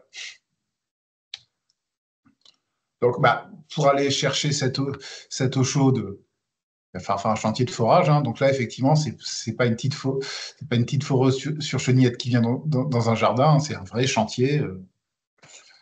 Alors, le chantier ne dure que le temps du forage, hein. Après, une fois que c'est fini, derrière, on peut faire quelque chose où on voit plus grand-chose en surface, mais il y a une partie où on va vraiment faire un forage. Alors, j'ai fait cette petite diapo pour expliquer un tout petit peu concrètement comment ça se passe quand on veut forer profondément. Simplement, on a une tête de forage qu'on va utiliser à percer un premier trou pas très profond pour installer un tube guide à partir duquel on va forer. On commence à forer, et alors en fait, ce qu'on veut faire, c'est comme on va traverser plusieurs nappes d'eau souterraines et qu'on ne veut pas les mélanger, à chaque fois qu'on va traverser une et qu'on arrive dans une couche étanche, on s'arrête, on descend un tubage, on cimente pour tout étanchéifier, et on reprend le forage avec un diamètre un peu plus fin, et on continue ça jusqu'à arriver à l'endroit où on veut capter et réinjecter de l'eau, où là, effectivement, par contre, on va mettre, non pas un tube plein, mais ce qu'on appelle une crépine, donc un tube à journée qui va permettre d'injecter ou de pomper de l'eau. Sachant qu'on peut savoir des cas où on a des formations consolidées, où on est en trou nu, quoi. Donc, non. Oui, la crépine, ça dépend. Si on est sûr que la roche tient bien et que ça ne s'effrite pas, la dernière partie, on n'est pas obligé de la mettre, quoi. Et ça, ce sont des forages, effectivement, sur lesquels on peut descendre entre 500 et 4000 mètres, selon les endroits. Alors, a priori, dans la région, ça ne sera pas 4000 mètres, mais on peut faire des choses. Et on n'est pas obligé de les faire verticaux, ces forages. En général, de toute façon, ils sont déviés à partir d'une certaine profondeur. En fait, pourquoi est-ce qu'on va les dévier? Déjà parce que ça permet, en forant, en partant du même chantier de forage en surface, d'arriver au fond à un écartement suffisant entre le puits de production, c'est-à-dire celui dans lequel on va pomper l'eau, et celui dans lequel on va réinjecter. Pourquoi? Parce qu'on pompe de l'eau chaude, on la réinjecte plus froide, et qu'on ne veut pas directement repomper l'eau froide qu'on vient de remettre. Donc il faut arriver à un certain écartement en profondeur, et pour ça, effectivement, on part du même endroit en surface, hein. Les deux puits sont forés à une dizaine de mètres l'un de l'autre. Par contre, on peut avoir 1 ou 2 kilomètres en profondeur d'écartement. Alors on peut faire ça traditionnellement, on a une déviation qui est quelque chose d'assez oblique. Maintenant, il y a des choses nouvelles qui sont faites depuis quelques années où vraiment on va aller dans la formation qu'on veut capter, on va aller presque en horizontal, ce qui permet d'avoir un forage qui est beaucoup plus long dans la formation de roche où on veut capter de l'eau et donc potentiellement d'avoir des meilleurs débits.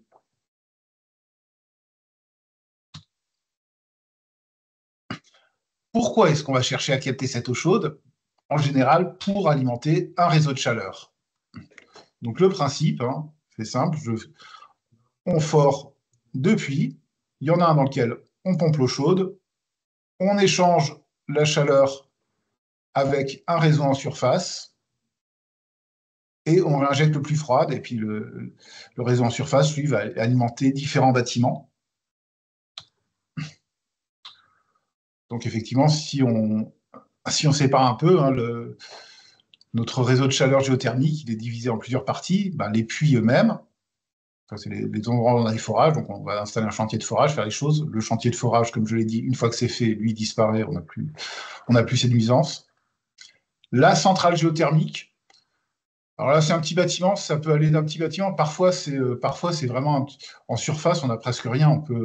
En fait, dedans, on a juste on a essentiellement un échangeur de chaleur, donc ça peut être très petit. Et là, on va effectivement échanger de la chaleur avec un réseau de distribution en surface. Alors, on échange la chaleur. Pourquoi est-ce qu'on ne prend pas directement l'eau pompée? Ben, l'eau pompée, elle peut être parfois de qualité assez mauvaise, acide ou autre, corrosive. Donc, on va pas faire un réseau de distribution avec une eau compliquée à utiliser. Donc là, le réseau de distribution lui-même, ça se fait avec de l'eau douce, hein. Et ça permet d'envoyer de la température jusqu'au pied des bâtiments. Et en général, au pied des bâtiments ou des petits groupes de bâtiments, on a encore un autre échangeur. Et chaque bâtiment, groupe de bâtiments, a son propre petit réseau.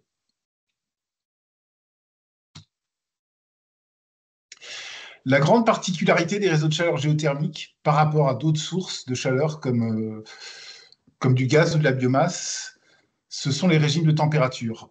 Parce qu'en fait, à l'endroit où on a foré, la ressource, elle a une certaine température et on ne peut pas la varier. C'est-à-dire une chaudière gaz, vous pouvez augmenter un peu la température selon comment elle est conçue. Pareil pour une biomasse. Pour la géothermie, ce n'est pas possible. Donc on a une température de la ressource, une température à laquelle on injecte après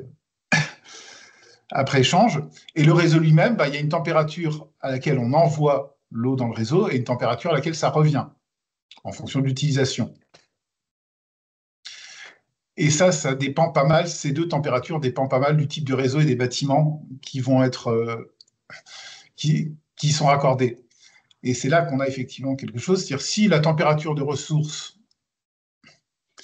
est supérieure à la température du départ du réseau, là, je peux fournir 100% des besoins par la géothermie, à condition effectivement que j'arrive à pomper un débit d'eau et à réinjecter un débit d'eau suffisant.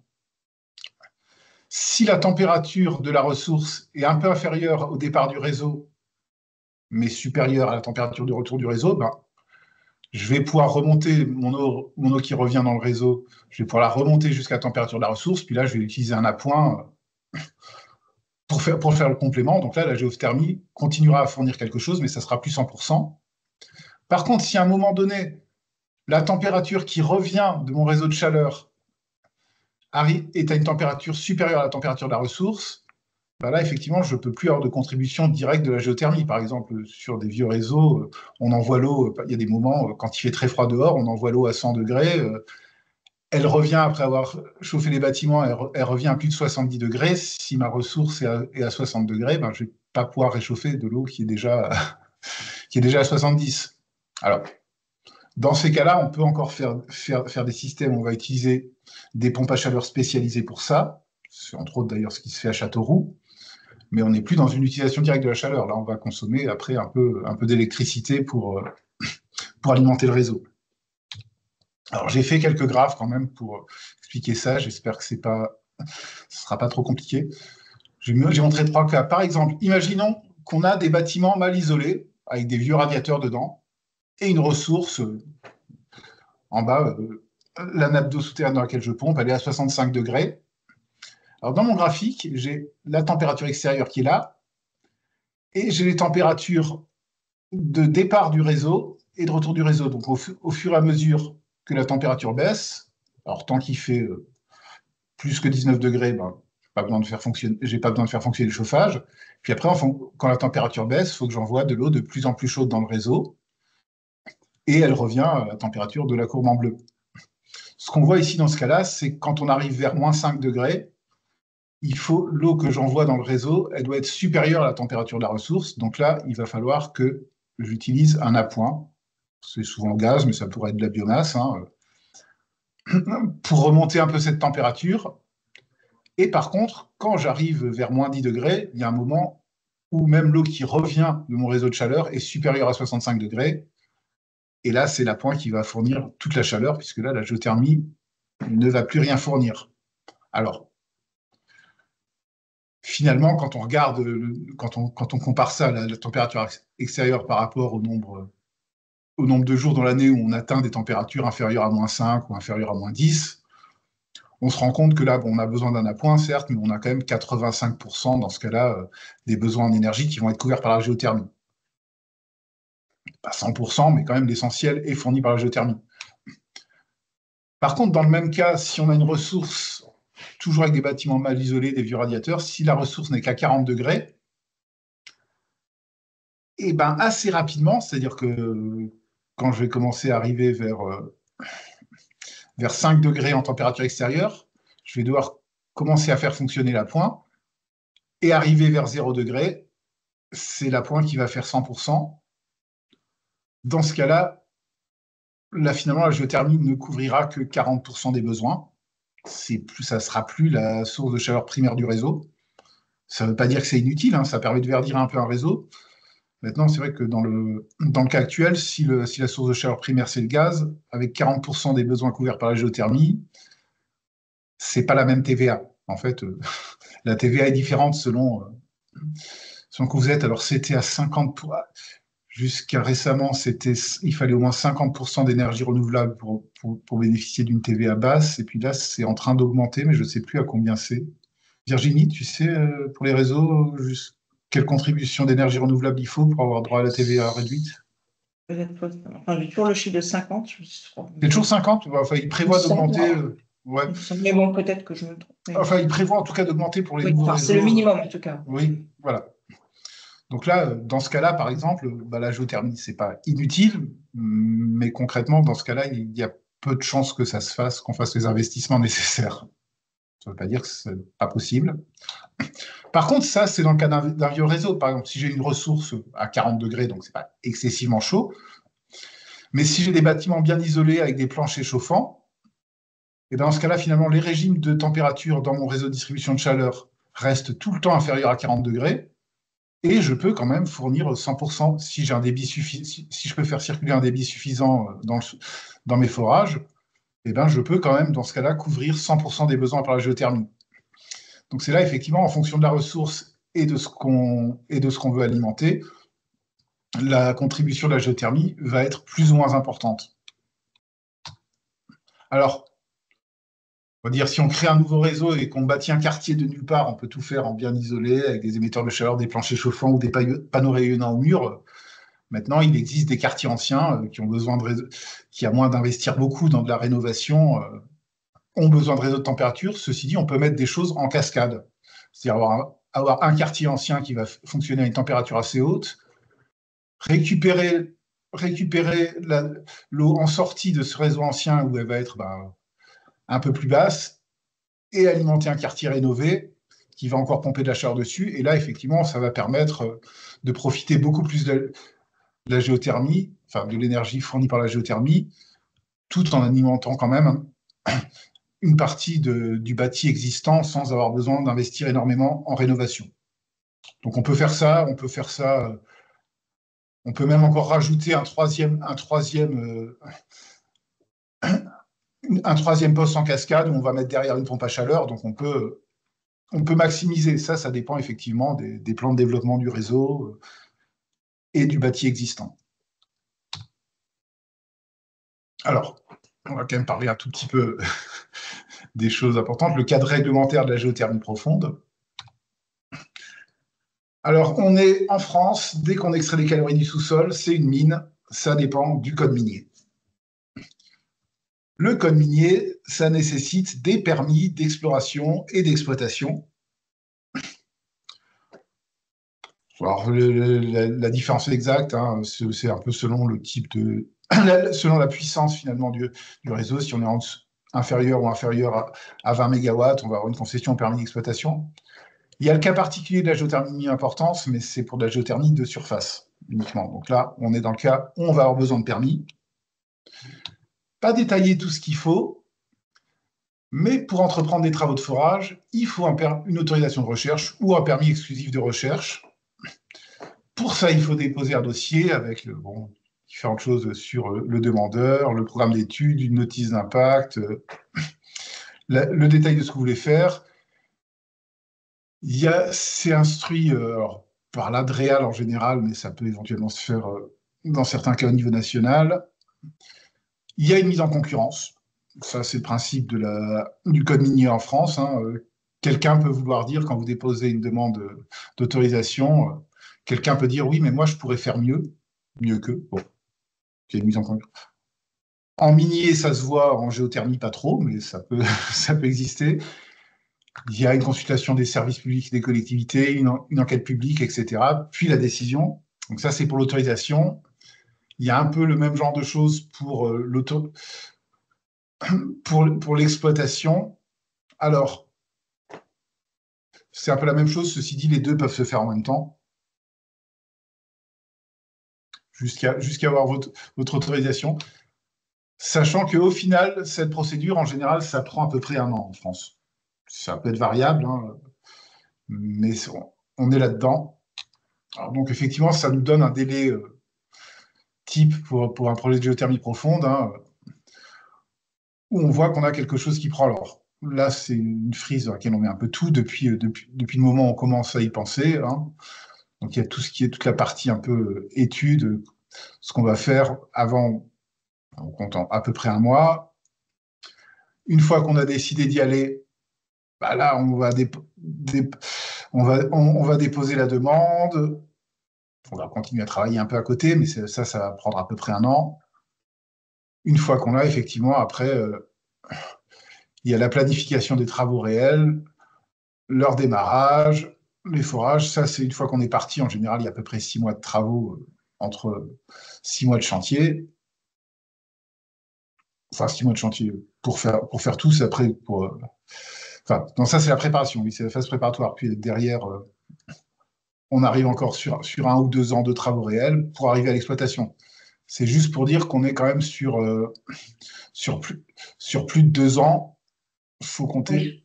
C'est une ordre de grandeur, quoi. Ça, oui. En gros, entre le moment où on pense le projet ou le moment où il fonctionne, en gros, il se passe, je pense qu'en 3 ans. En général, c'est plutôt 3 ans. Ça dépend du projet, mais voilà. Ouais. Donc, c'est vrai que c'est juste quelque chose à garder en tête. C'est-à-dire, si vous dites que vous voulez peut-être faire de la géothermie, il faut y penser suffisamment tôt parce qu'effectivement, si par exemple, si c'est lié à un projet immobilier ou à quelque chose, une fois que le planning des travaux immobiliers est sorti, si à ce moment-là vous lancez le truc, ça va être trop tard. Donc il faut s'y prendre un peu en amont. Alors, on va quand même parler un peu de ce que ça coûte, ce genre de choses. Alors, je vous ai fait un ordre de grandeur des coûts. J'ai mis diapositive non contractuelle pour être clair que c'est très variable. En général, dans ces dépenses-là, on va avoir des études en amont de l'ingénierie. Et tout ça, en général, c'est entre 200 000 à 1 million d'euros. Donc ça, c'est les études en amont, mais c'est aussi toute la partie ingénierie. Hein, mais ça, oui, et puis ça inclut aussi, juste pour préciser que ça inclut aussi les aspects quand on est dans des zones un peu moins exploitées, comme c'est le cas en région de Centre-Val de Loire, qui peut avoir des acquisitions complémentaires à réaliser pour caractériser le sous-sol. Oui, c'est-à-dire qu'effectivement, avec 200 kg euros, vous étudiez tout ce qu'il faut pour faire votre installation, mais si au départ, vous ne savez pas dans quoi vous lancez, il peut y avoir des travaux supplémentaires à faire, et donc ça peut faire monter le prix. Derrière, forêt de puits dans les profondeurs dans lesquelles on suppose que ça va être dans la région. En gros, les deux puits, on est entre 10 et 15 millions d'euros. Mais c'est pareil, je peux pas affirmer que ça sera pas un peu plus.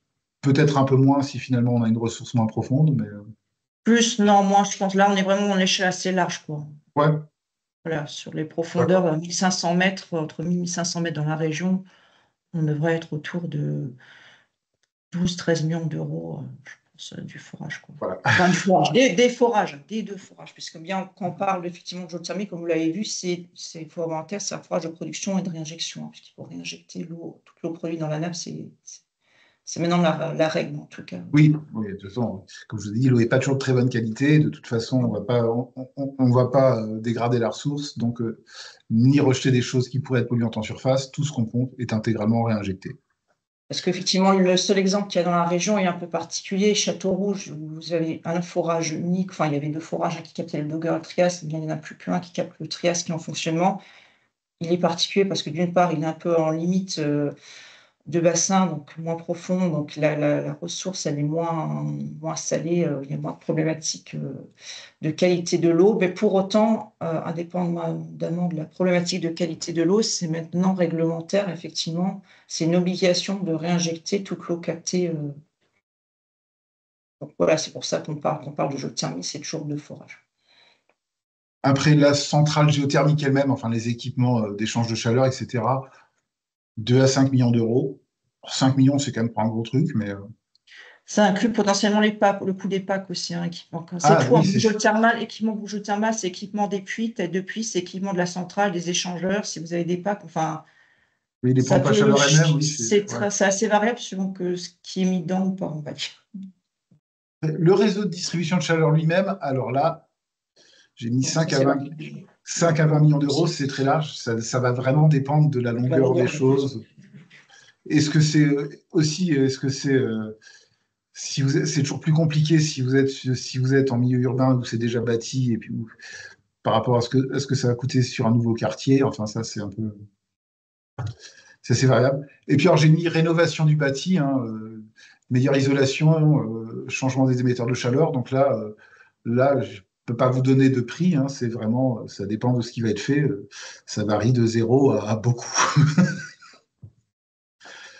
Sachant que c'est toujours mieux de le faire, mais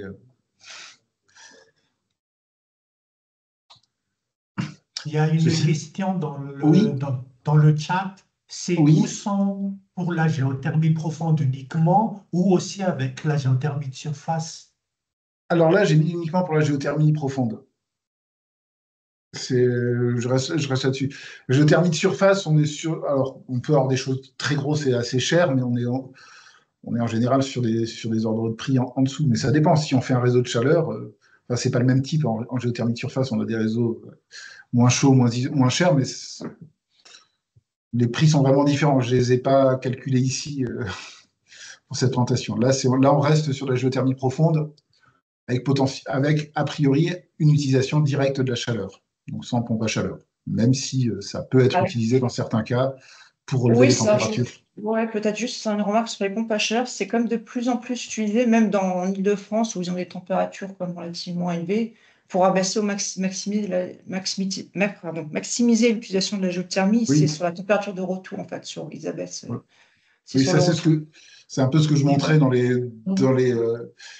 dans les réseaux avec des utilisations en cascade, avec des îlots qui fonctionnent à des régimes de température différents. On met des pompes à chaleur quelque part pour essayer d'utiliser au maximum toutes les calories qu'on prélève dans le sol. Mais bon, c'est assez cher. Ceci dit, il y a des aides qui existe de l'État. Hein. Il y a surtout, alors, d'abord, c'est le fonds chaleur renouvelable hein, qui va aider au financement. Ces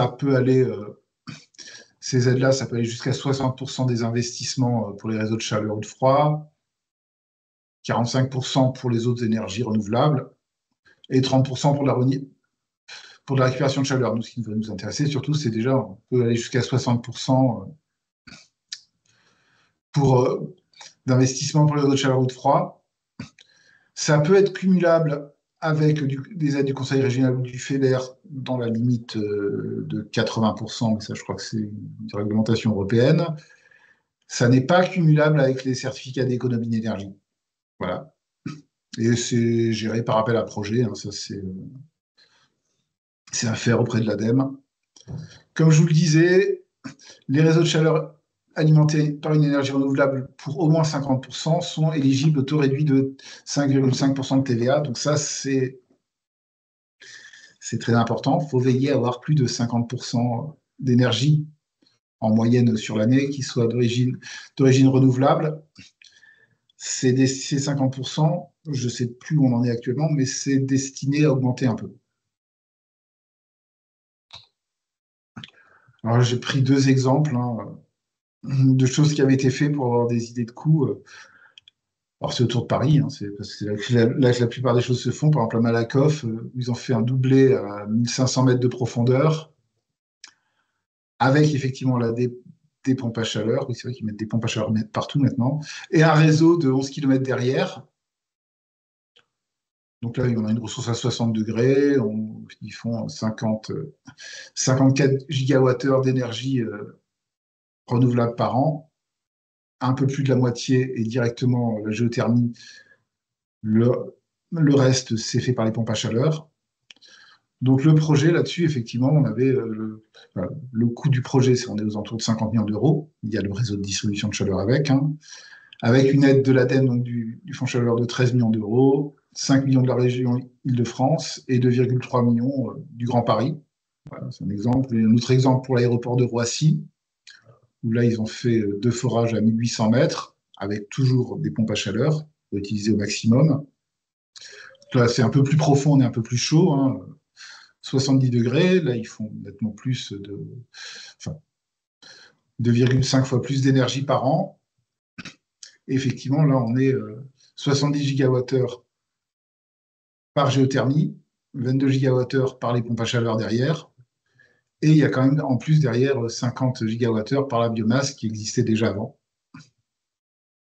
Là, on a un coût total de 27 millions d'euros. En fait, là, on est inférieur. C'est en grande partie dû au fait que le réseau était existant, entre autres. Il y avait beaucoup moins de coûts pour le réseau, donc ça a permis de réduire. Et avec une aide, là, du coup, du Fonds chaleur de 2,7 millions d'euros et 2,7 millions d'euros de la région Île-de-France. C'est pour vous donner des exemples. On est quand même sur des choses, sur des projets d'assez grande ampleur. On a aussi un fonds de garantie géologique. Alors en fait, ça, c'est pour dire, comme on voit que les forages, on évite à plus de 10 millions d'euros pour les 2 forages, ce qui veut dire qu'en fait, que votre premier forage que vous faites va vous coûter plus de 5 millions d'euros. Et quand on fore à 1000 mètres, 1500 mètres, on n'est jamais sûr à 100% de ce qu'on va obtenir. Et si on tombe au mauvais endroit et qu'on n'a pas ce qu'on veut, ça fait un peu 5 millions d'euros perdus. C'est pour ça qu'on a un fonds de garantie qui couvre le risque géologique. Alors, il y a deux volets. Un volet court terme, c'est-à-dire qu'à l'issue du forage, que ce soit le premier ou le deuxième d'ailleurs, si on n'a pas la ressource qui permette d'assurer la rentabilité du projet, on peut récupérer jusqu'à 90% du coût du forage. Et puis un risque long terme, ça couvre effectivement le risque de voir la ressource se dégrader. Le risque de sinistre aussi sur les puits, les matériels, etc. Ça permet d'assurer un peu aussi les choses sur des projets qui ont quand même des taux de retour sur investissement qui sont supérieurs à 10 ans. Il faut quand même couvrir faut être sûr que ça va durer un certain temps. Donc effectivement, comme je vous disais, on peut avoir jusqu'à 90% du taux qui ralentit. Alors l'assiette, ça dépend du nombre de kilomètres forêts. Bon, on peut aller jusqu'à 9 millions d'euros par forage.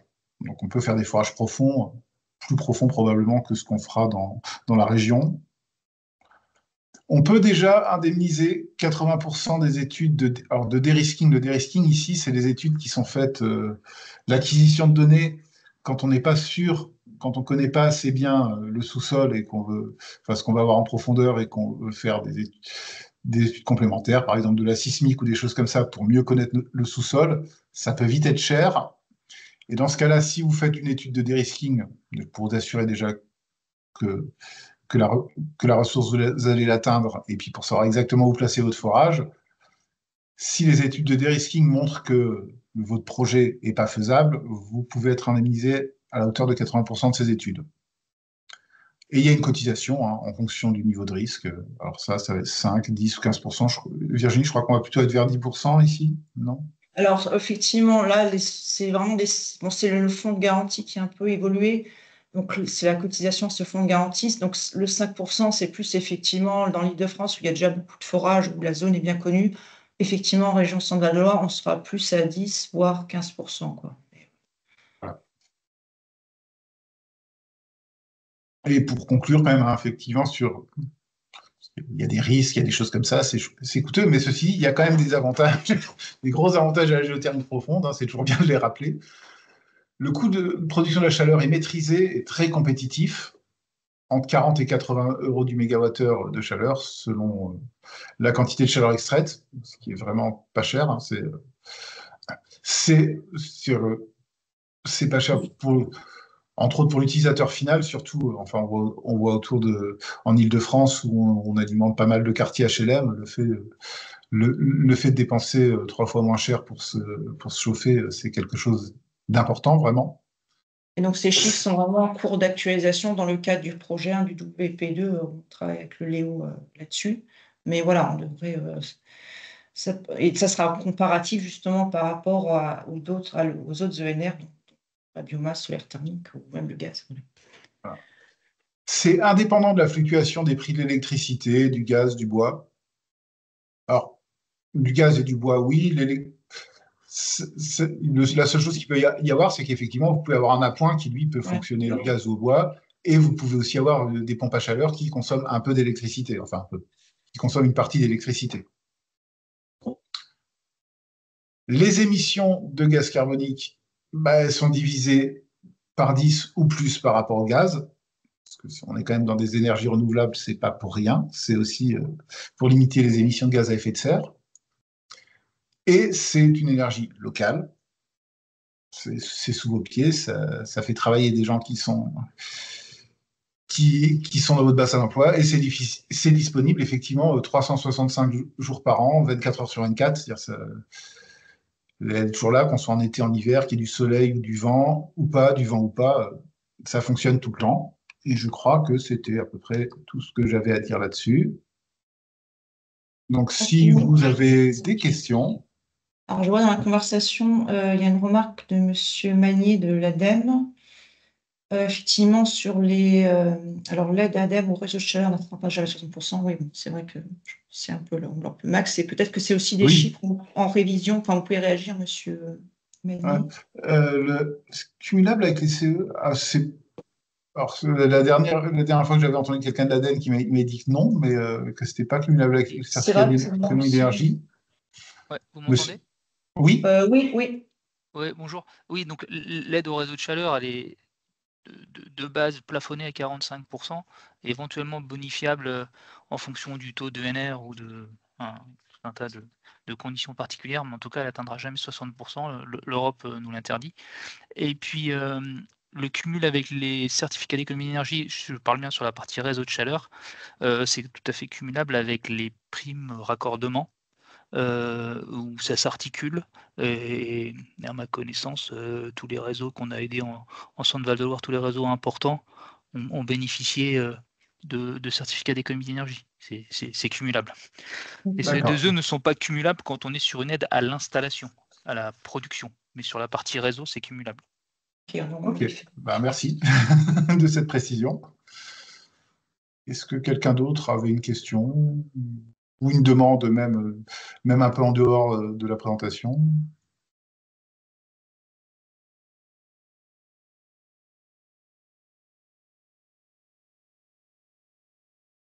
Non. Sinon, Virginie, je te laisse. Du coup, si personne n'a de questions, alors soit ça vous a... on a bien couvert le sujet, soit vous êtes interrogatif. En tout cas, je vous remercie pour votre participation à ce webinaire. Alors qu'on a effectivement on avait prévu initialement en présentiel, mais vu les différents retours, que pour certains, ça les arrangeait plus en visio, on l'a effectivement transformé en visio.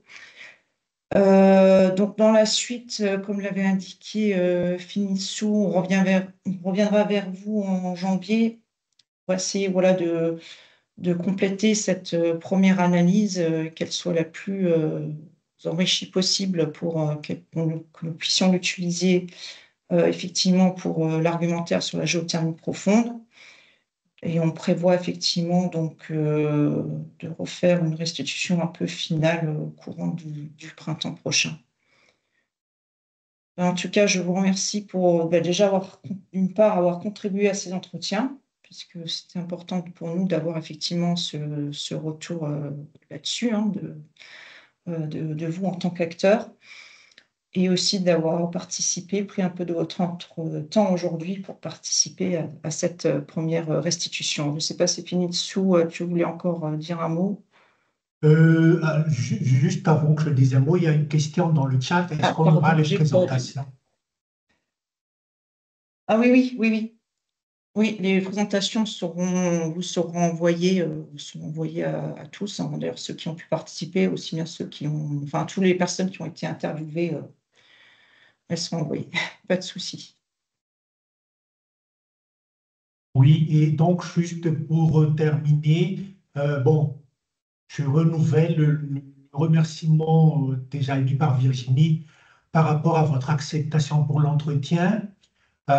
L'évaluation multi-acteurs, multi-critères, maintenant que vous avez pris connaissance de ce qu'ont dit les autres acteurs, cette évaluation-là va plutôt se faire sous forme de questionnaire, voilà, préciser peut-être certaines choses, éventuellement aussi donner votre avis, votre correction sur la catégorisation, etc., que nous avons soumise au départ, et que voilà, donc à travers ce questionnaire-là, vous pouvez exprimer tout ça, et bien entendu, comme avec l'entretien, il n'y a rien d'obligatoire. C'est vraiment, vous remplissez le questionnaire si vous le souhaitez. Alors, nous, bien entendu, hein, on souhaite que vous y répondiez, mais il n'y a aucune obligation. On vous l'enverra mi-janvier. Nous souhaitons les réponses fin février et puis nous restituerons mi-avril. Voilà. Merci. Ben, merci à tous. Et s'il n'y a pas d'autres questions, on va clore ce webinaire. Bonne journée à vous tous. Au revoir. Bonne journée, merci, au revoir.